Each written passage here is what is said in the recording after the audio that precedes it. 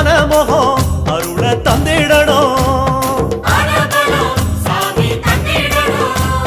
சன்னதியாம் சன்னதி கற்பகத்தின் சன்னதி தேடி வந்த எங்களை காக்க வேணும் கணபதி.